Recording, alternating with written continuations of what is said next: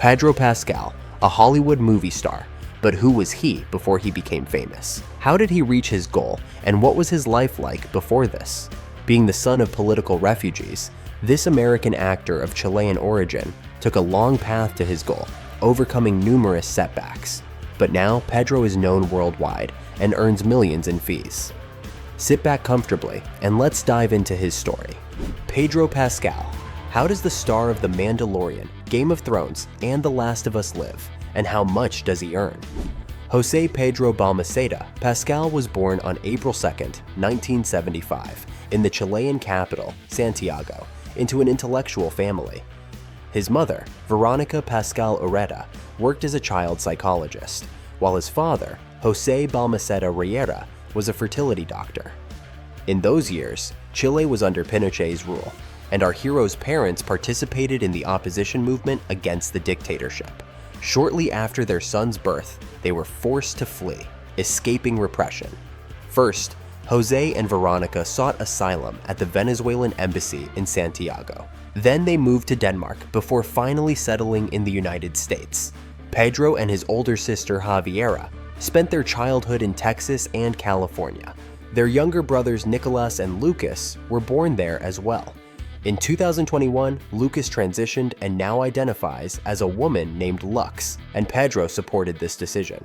The forced emigrants, Jose and Veronica, couldn't return to their homeland, but sometimes sent their children to visit relatives. Pedro made his first independent trip when he was only 4 years old. He and his sister flew on a plane with flight attendants helping them. Pedro's parents received permission to return to Chile when he was 8 years old, and since then, they regularly celebrate the family reunion date. Now, the actor enjoys spending time among relatives in Santiago, but admits that to them, he's still a foreigner.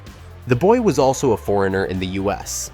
He was different from his classmates, so his best friend was Grace Ho, a Korean-American girl who was equally unlike everyone else. But at home, there was a warm and cozy atmosphere. Pedro's parents tried to preserve their native culture. They spoke Spanish with their children and spent evenings like a typical Chilean family. They would dine together at a large table and tell each other about their day. Meanwhile, Jose and Veronica tried to maintain an active social life. They took their children to rock concerts, and especially often to the movies. Dr. Balmaceda was a great lover of cinema and took the family to the theater 3 times a week. It was he who instilled Pedro's interest in the acting profession. However, until his teenage years, the boy was seriously into swimming. At age 11, he even participated in Texas state competitions. But his love for reading classical works led him to a drama club. His interest in theatrical art immediately overcame his love for sports, and Pedro stopped training at the pool. During his school years, the future actor was very active. He loved to dance and, as he says, danced through his entire youth. But over time, laziness won out, and now he has great difficulty convincing himself to go to the gym. But when he manages to do it, he's still most comfortable in the pool. Our hero studied acting at the Orange County School of the Arts, which he graduated from in 1993. After that, the 18-year-old went to New York to continue his specialized education at the famous Tisch School of the Arts at New York University. This institution has produced many bright stars of film, theater, and show business. New York became Pedro's real home. He enjoyed studying acting and fully embraced the carefree student life in the metropolis. To pay the bills, the young man got a job as a waiter. However, he wasn't very good at it and changed more than 15 jobs. Meanwhile, his parents returned to Chile, and again, it was a forced decision. In 1995, Jose Balmaceda was sued in connection with his work at the fertility clinic he ran with partners. He was accused of stealing eggs with embryos and implanting them in other patients. But our hero claims his father did nothing wrong. Incidentally, in Chile, Dr. Balmaceda also opened a fertility treatment clinic. In 1997, Pedro successfully completed his studies at Tisch School of the Arts and went to Los Angeles. For some time, he unsuccessfully tried to find work, after which he returned to New York to try his luck in professional theater. It was in theater that he earned his first awards. Finally, in 1999, the actor managed to get roles on television. He voiced the animated series Central Park West, and also played in episodes of the series Buffy the Vampire Slayer, Law and Order, and others. However, the joy of his career breakthrough was overshadowed by his mother's suicide. After her death, our hero began using her surname Pascal as a pseudonym, first to honor Veronica's memory, and second because Americans had difficulty pronouncing the surname Balmaceda. In the next 2 years, Pedro was offered work infrequently. He only appeared in the series Touched by an Angel and NYPD Blue, as well as the TV movie Earth vs. the Spider. His next screen appearance only happened in 2005 in the Spanish-language drama Sisters, and a year later the actor appeared in an episode of the TV series Without a Trace. On set, Pedro met actress Maria Dizia, and they showed interest in each other at their first meeting. It's not exactly known how long their romance lasted, but at least these are the only relationships Pascal has spoken about publicly. Our hero's next works were the film I'm That Girl, the series Law and Order, Criminal Intent, Nurse Jackie, and Lights Out. Particularly noteworthy is the successful legal drama series The Good Wife, in which Pedro Pascal appeared in 6 episodes of the first season. You mentioned the apartment is a 3-bedroom and you have 2 children. Would they share a room? No. So, you and your husband would share a room. The actor had much more luck with theatrical productions. He performed in various off-Broadway New York theaters and received rave reviews for his work. In 2011, Pascal got a small role in the sci-fi thriller The Adjustment Bureau with Matt Damon and Emily Blunt in the lead roles. Then came series with Pedro's participation, Brothers and Sisters, Law and Order, Special Victims Unit, as well as the action film The Bourne Identity and the adventure comedy Slightly Single in LA. At the same time, the actor was supposed to appear in a television adaptation of Wonder Woman comics, but the project was canceled after the pilot episode. A similar fate awaited the series Charlie's Angels, which lasted only 4 episodes in 2011. In 2012 and 2013, Pedro appeared in the series Body of Proof, CSI, Crime Scene Investigation, Nikita, Homeland, but his roles were limited to 1 episode. He appeared slightly more in 4 episodes of Red Widow. Even more successful was Pascal's participation in the spy series Graceland and the detective show The Mentalist. We sit on the art so the crooks don't know we have a lead, and we keep it here while we investigate the rest of it. And nobody knows about it? Well, we keep a pretty tight lid. Our own secret museum. Impressive. You bring dates here? No, just once or twice. In addition to small TV roles and theater work, Pedro Pascal began teaching acting. One day, one of his students told him about a casting call for a certain talkative and arrogant prince who wielded a sword. The student complained that he was too young for the role, but our hero became interested and went to the audition. As he jokes, he stole the job from a kid who had just graduated from school. This is how Game of Thrones fans got the screen embodiment of Prince Oberyn Martell, nicknamed the Red Viper. Although this character appeared in only 7 episodes of the 4th season, which aired in 2014, viewers remembered the actor's brilliant performance. Pedro approached the work seriously and trained hard with a wushu master, and at home, in his rented apartment in Los Angeles, he practiced the learned techniques. Even at the audition, he came up with an elegant accent for his hero, which he borrowed from his father. Without even reading the books that form the basis of the series, the actor decided that Prince Oberyn should differ in speech from other characters. Pedro had watched previous seasons of Game of Thrones and was a big fan of the series, so on set he kept pinching himself, unable to believe he had become part of such a large-scale project. Have they told you who I am? Some dead man.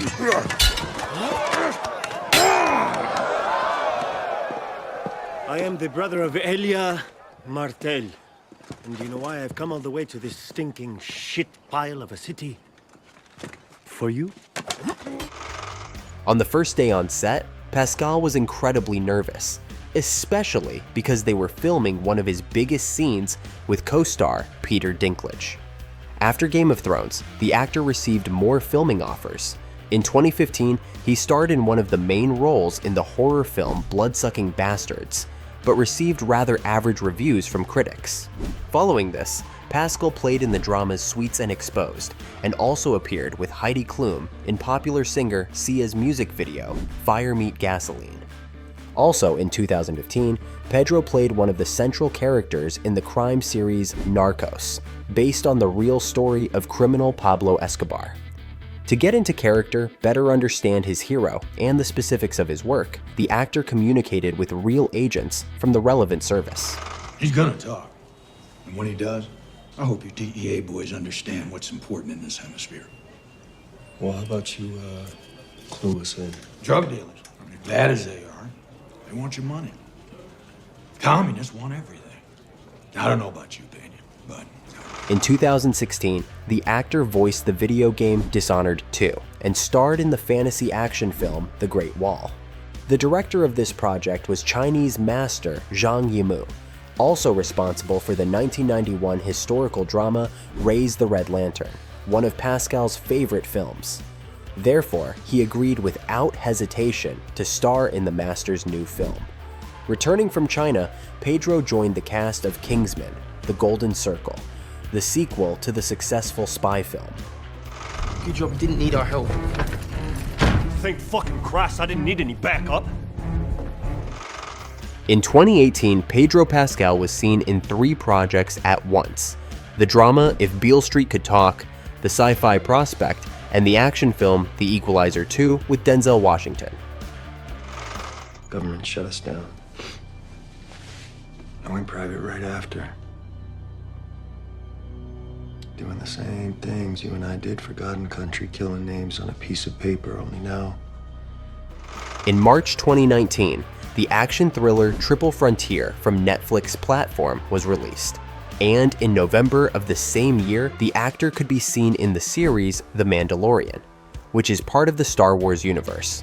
The action takes place 5 years after the events of the film Return of the Jedi. Pascal played the main role of the lone bounty hunter Din Djarin. Despite the fact that most of his screen time his face is hidden behind a helmet, this role gave a new boost to our hero's career. You need to drop your rifle. I'm a Mandalorian. Weapons are part of my religion. Before filming the second season, rumors spread that Pedro Pascal was dissatisfied with the fact that his character had moved to the background, and all attention was drawn to other characters, mainly Baby Yoda. There were even rumors that the actor threatened to leave the project. However, this was not confirmed in reality. Moreover, everyone who worked with Pedro speaks of him as a joker and the life of the party. His colleague Gina Carano had to leave the series due to a social media scandal. She compared the Holocaust to criticism of Republicans, and George Lucas's studio terminated her contract. This scandal drew attention to Pascal's old publication, in which the actor also made a comparison between World War II events and modern realities in the US, criticizing President Trump's immigration policy. Internet users called for Pedro to be punished as well. However, there were no consequences for him. The actor also appeared in the 3rd season, which premiered on March 1st, 2023, and the release of the film The Mandalorian and Grogu is planned for 2026, where Pascal will be joined by Sigourney Weaver. After The Mandalorian, the actor starred in the superhero action film Wonder Woman 1984, which premiered in December 2020. He got the role of the villain businessman Maxwell Lord, who hates people with extraordinary abilities. Have we met before? You look familiar. Do the thing. Do the thing. Life is good, but it can be better. Oh my gosh, from TV. Soon after, Pedro appeared in the family fantasy We Can Be Heroes and the animated series Undone, in one episode of which you can hear our hero's voice. In addition, during that period, the actor took on theatrical projects that were implemented via the internet. For example, he participated in a virtual reading of the play I, My Ruins. In one scene, he showed a rich palette of emotions. These shots of the artist laughing and then crying became a meme. In 2022, Pascal appeared as the Mandalorian in several episodes of the series The Book of Boba Fett. More precisely, we see a stunt double on screen, since Pedro was busy filming the series The Last of Us, and in breaks recorded his lines for Din's role. In addition, the comedies The Bubble and The Unbearable Weight of Massive Talent, with Nicolas Cage in the lead role, were released. Working on the latter became a challenge for Pedro, and he looked at acting creativity in a new way. Interestingly, while filming one scene, he crashed 14 cars, but fortunately was not injured himself. You can't quit acting, you can't! That's none of your business. Whether you like it or not, you have a gift. And that gift brings light and joy to an increasingly dark and broken world. At the end of 2022, filming of the long-awaited HBO series based on the video game The Last of Us was completed. Pascal played the main character, Smuggler Joel, and his partner was Bella Ramsey in the role of teenager Ellie. At first, Pedro was even a little scared to communicate with the young actress, but they quickly became friends based on their shared fear of not meeting fans' expectations. Our hero completely trusted the series creators when working on his character, and didn't even study videos of the original game for fear that he would imitate Troy Baker too much, who brought Joel to life using motion capture technology. Although there was an attempt to play The Last of Us with his nephew, but the actor quickly realized that he absolutely lacked the necessary skills for this. The first episode aired on January 15th and collected 4.7 million viewers in the first night after the premiere in the US alone. This is the second viewership record for a debut episode in the service's history after House of the Dragon.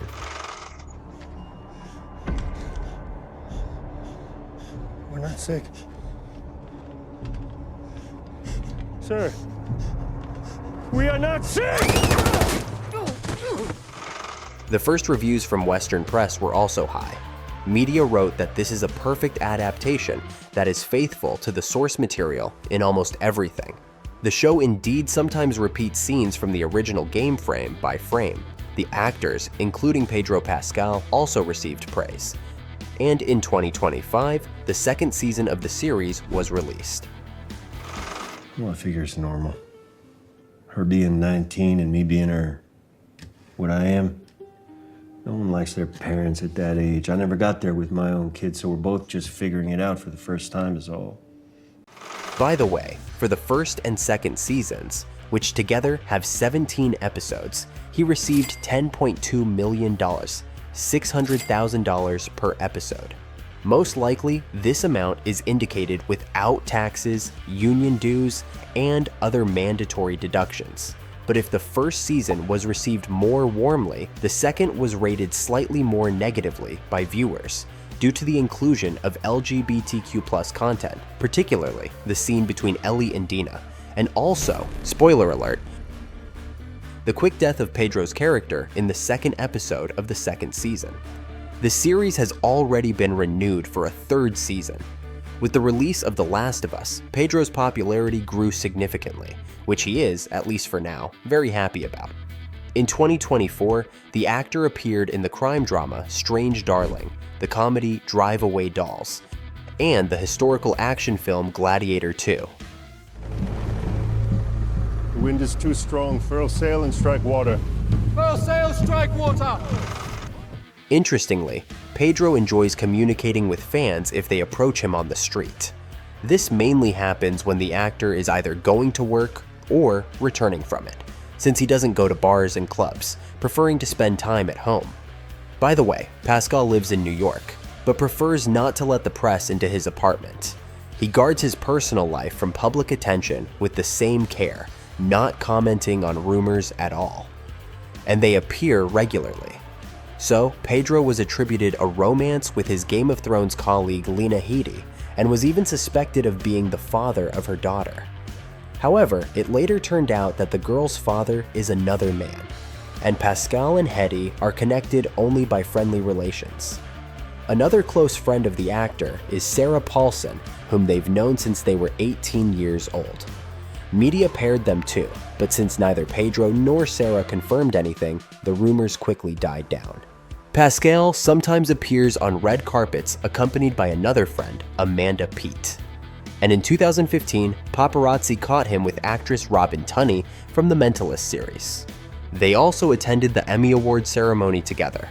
But there was hardly anything more than friendship between them, since the girl was in a relationship and engaged. Another actress, Ana de la Reguera, Pedro's colleague from the Narcos series, made it to the list of the actor's potential girlfriends. However, everything was limited to friendly communication with her as well. The absence of officially confirmed relationships with girls has given rise to rumors about his orientation. Moreover, he always defends the rights of the LGBTQ+ community. Nevertheless, these are only speculations, since Pedro's transgender sister Lux is a representative of this community, whom he fully supports. In 2020, Pascal was seen on the beach with actress Elizabeth Reeser, known for her role as Esme Cullen in Twilight. However, even in this case, it's unknown whether they were connected by romantic or only friendly relations. And in early 2025, Pascal was spotted having dinner with actress Jennifer Aniston, leading to speculation about a possible romance. But the actor commented on the rumors, saying they're just friends. It's easy to notice that Pedro Pascal's filmography contains a lot of fantasy. This is not accidental, since the actor adores this genre. In his youth, for example, he was fascinated by watching the sci-fi series Battlestar Galactica. His love for reading has remained since then.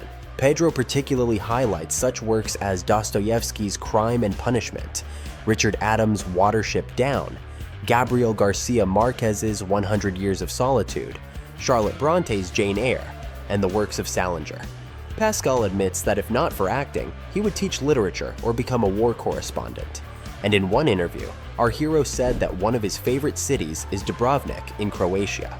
He likes everything there: the weather, the sea view, the architecture, and he could happily live there year-round. But this is more a question for the future, since Pascal is currently busy with work in the US. In the near future, filming should begin on the series The Dentist, based on real events. It's reported that Pedro will play the role of a doctor.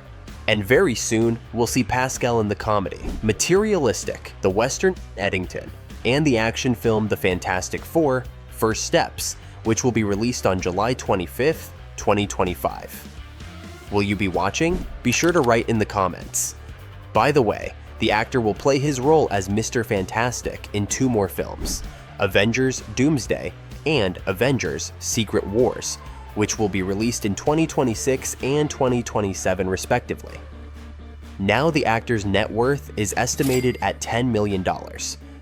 Part of this was obtained through advertising contracts with Chilean wine brand Casillero del Diablo, Spanish fashion house Loewe, for which the actor starred in a perfume commercial Solo Lewe, and Swedish sock manufacturer Happy Socks. As for the actor's car, he can most often be seen driving a comfortable Mercedes G63 AMG SUV with a base cost of about $160,000. Media also report that Pascal's garage contains a Mercedes-Benz CLK model, one of the best classic 1952 Porsche 356, and a Dodge Challenger SRT muscle car. Once Pedro said that he considers his starring roles simple luck, because all this is too good to be true. His story really stands out among the biographies of other Hollywood stars who gained fame in their youth, or even childhood. But this makes his current success all the more valuable. Have you already watched the Last of Us series? Share your impressions in the comments. If you liked the video, give it a like and subscribe to the channel so you don't miss a lot of interesting content.